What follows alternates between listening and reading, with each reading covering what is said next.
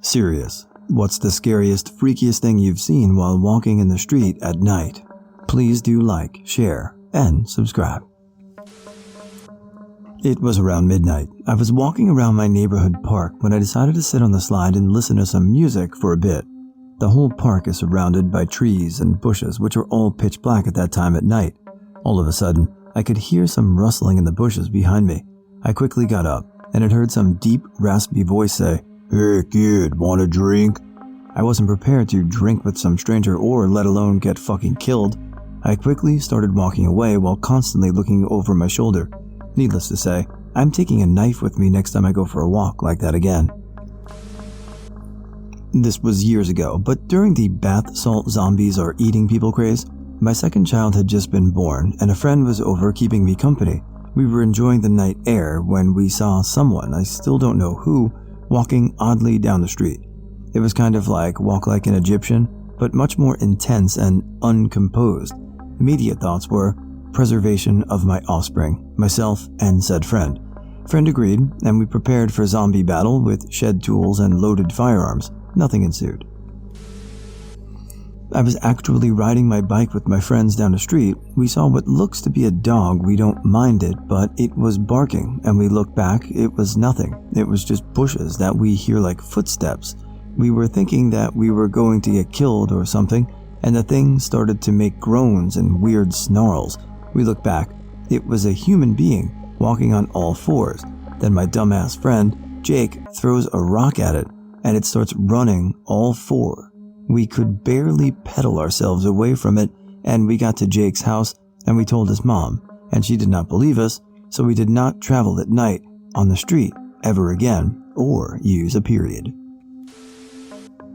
Was walking home a couple months back at like 3 or 4 in the morning and saw a guy spazzing out on the ground unconscious. I woke him up and asked him if he was good. Apparently this dude was diabetic and forgot his EpiPen for a night out.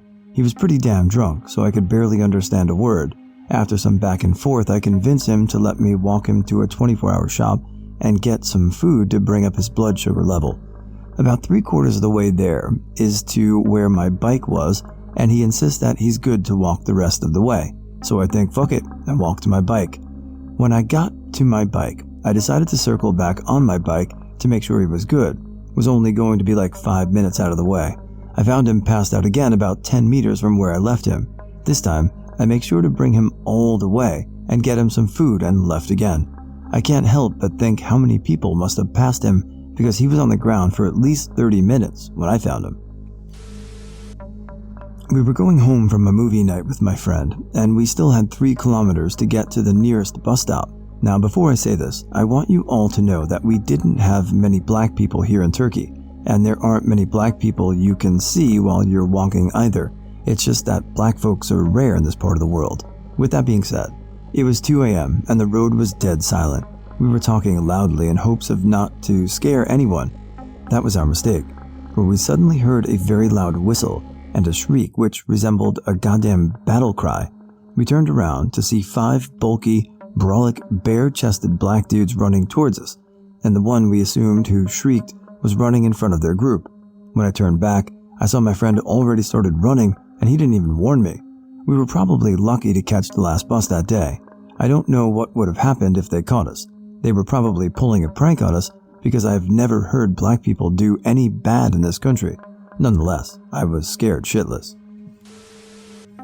I saw a guy walking around with a .44 Magnum. He was loading bullets into the chamber as he slowly walked. He pulled the gun on me, but he didn't say anything. He just stayed quiet.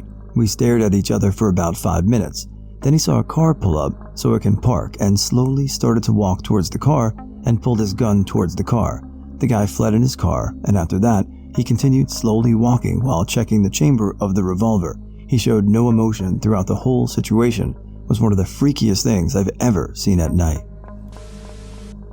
Everyone where I grew up knew about this old woman who had dementia and lived in the middle of the neighborhood. One day she would be outside waving and smiling to us as we rode our bikes. The next day she would be cursing and trying to spray us with her water hose.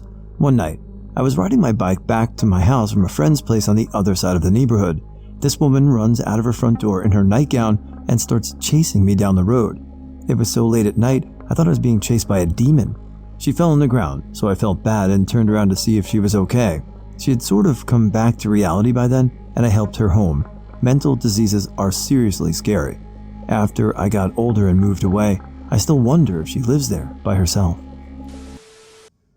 About 3 years ago, there was an unusual infestation of orb weaver spiders in my town. I live on a river, so there's already an abundance of spiders, but this was otherworldly. They were everywhere. We had 15 to 20 in our front doorway alone. At night, all of the houses and downtown buildings would undulate from street to roof as they crawled around doing their spider things. It was jaw-dropping. I would walk night after night, watching as the whole town had an eerie, crawling look to it.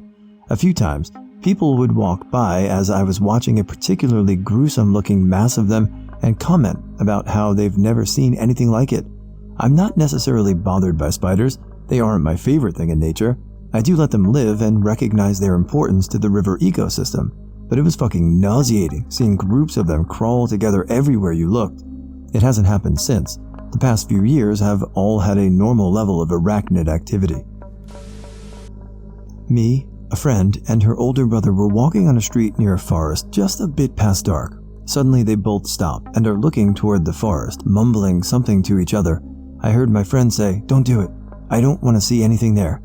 Then her brother points his flashlight into the trees. Suddenly her brother yells, "Oh shit, I woke him up!" And we all start booking it down the road. I shit you not, I have never ever ran faster in my life. I'm pretty sure it was just her brother trying to freak us out, but I almost peed. Not walking on a street, and not alone. Back in 2009, I was 9 years old and went crabbing in San Francisco with my family and my dad's sister's family, our cousins. These days, the water quality is not that great, so we don't go anymore. That, and my mom hates my aunt now for taking $15,000 from my dad for paying for medical education. If you drive by the ocean, there's this one area with a Safeway and some warehouses by the ocean across the street from it. Went crabbing next to those warehouses with our nets, so the sun already set, and it's dark now. Me and my dad go to the Safeway to buy refreshments, and we're walking through the orange light-filled parking lot, and this seemingly homeless bearded guy trudges around a car and over to us and asks if my dad can spare $1. My dad stops and says, "No money, only card." Then as we go on, the guy pulls a knife on my dad and screams, "Give me everything you have or you and your boy gets it." But my dad, being a 10-plus year US Navy veteran, shoves him away. I'm filled with adrenaline, ready to bounce, and my dad pulls me behind him and wraps me with his right arm. Then he pulls out his handgun that he always keeps on him, cocks the hammer with both of his hands and points it at the guy's feet. Then he rewraps his right arm around me.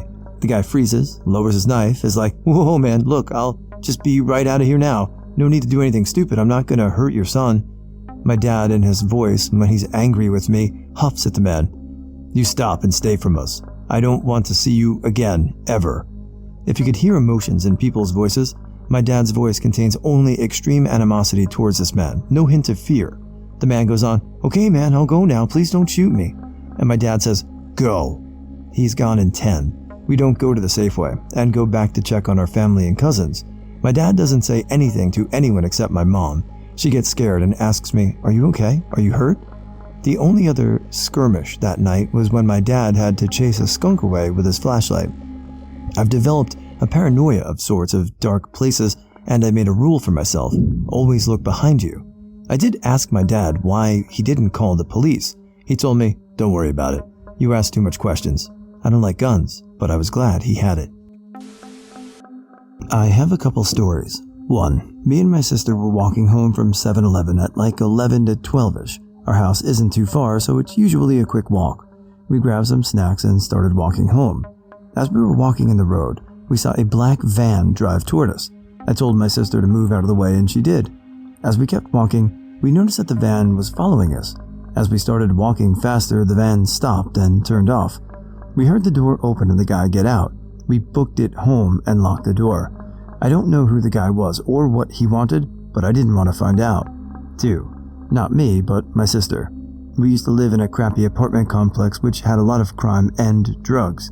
At the time, my sister had her little room in what was supposed to be the dining room. She heard crying outside and looked out the window to find a taxi driver dead with a woman crying and a guy with a gun. She put 2 and 2 together and figured out what happened. She looked away, but the guy saw her. He was screaming out names like "you effing B" and was pounding on our door. My sister called the police and the guy fled on sight. Easily one of the most bone-chilling things I've heard, and I didn't even experience it.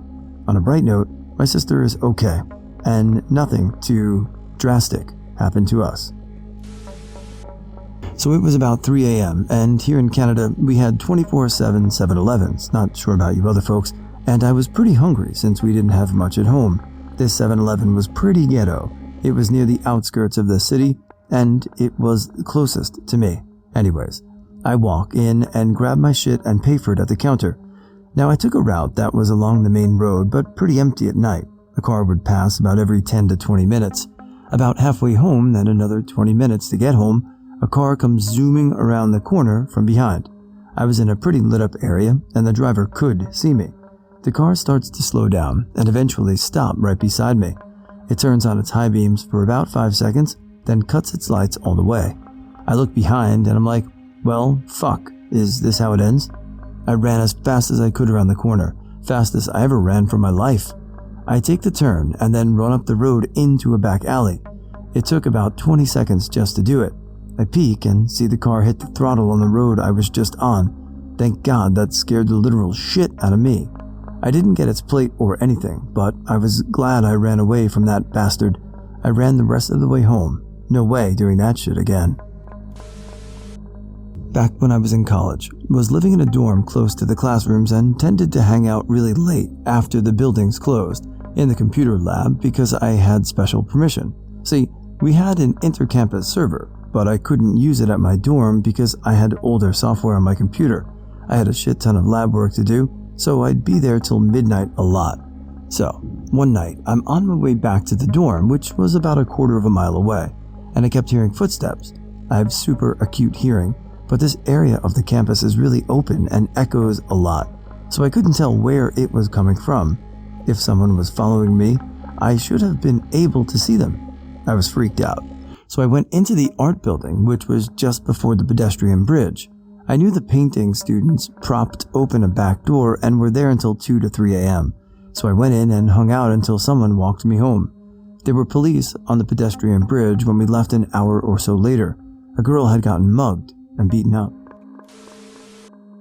When I was around 9 or 10, I was laying in bed about to go to sleep when I looked out the window and saw this very tall, very hairy thing outside walking down the street. You know that saying, frozen in fear? Well, that was me. I couldn't move for a solid 10 seconds. I couldn't do anything but watch this thing walk past my window. After I got myself together, I ran to my sister and told her there was something outside walking in the middle of the street. I wanted her to see it, so I would know I wasn't crazy. We both ran outside and caught a glimpse of it leaving. Later that week, I was telling my friend about what I saw, and he told me his sister saw the same thing that night. I don't know what it was that I saw, but it was creepy AF. TLDR. Being a small kid, found huge scratch marks in an abandoned kindergarten during day. Later that night, when I was outside of our apartment, saw glowing red eyes in the bushes staring at me. So I think I was in my early teen years around that time, maybe 13ish. A friend of mine, which I went to kindergarten with, and me meet up in our hometown to have some adventure. Our old kindergarten that we both went to was totally abandoned now, and so we thought it would be a cool idea to check it out. It was bright daylight, so nothing to worry about. We first took a look at the exterior. It was as we know it, a bit overgrown by nature but still quite recognizable. Then we went to the main entrance. To our surprise, the building was open, which we did not expect. We went in quite slowly and cautiously because something felt off right off the bat. We look around the first floor, and apart from that weird feeling that we couldn't shake of everything was looking quite normal. A little bit of rubbish, but nothing out of the extraordinary. Same for the second floor. A little bit bad lighting, which was confusing because it was still very bright outside, but, well, we were not thinking too much about it. Rinse and repeat for the next floor. But then, the fourth floor was different. While going up the stairs, we already noticed a huge scratch mark alongside the wall. Could have been a tool or whatever, but to us it looked more like some really sharp, long claws hit the wall pretty hard. Also, the stairs themselves were way more damaged than the other stairs earlier, missing tiles and loose stone. Above us was still another floor, At first, we just stood in the hallway of the 4th floor, looking around being confused about the fact that this floor is way more damaged than the other ones. In this hallway, you were able to go left and right, so I first went to the right room while my friend investigated the left room. I was just a few seconds into the room that looked quite normal when I heard my friend whispering my name in a very terrified way. I go over to his room, seeing him point at something at the floor. I follow his finger to see a big crack in the wooden floor, at least 40 centimeters long, like a huge animal had taken a strong kick to the floor. Around it, stuff that looked like grayish black fur. It was just a second after I saw this huge imprint of a foot in the floor that both of us were startled by the noise of a stone rolling down the stairs above us. Something had moved. Never in my life again did I leave a building in such a hurry. We ran out like crazy to get out of this place. Nothing followed us, at least that's what we thought. Not to the actual night part. It was later that evening, when I was on my way back home, just a few meters from the entrance to our apartment. I had this weird feeling of being watched. I put the keys to our door and looked around, just to see a couple of meters away in the backyard, between bushes and trees, glowing red eyes staring at me, from a face that till this day I believe was not human at all. I went inside and slept in the room of my siblings that night, never going back to that haunted place.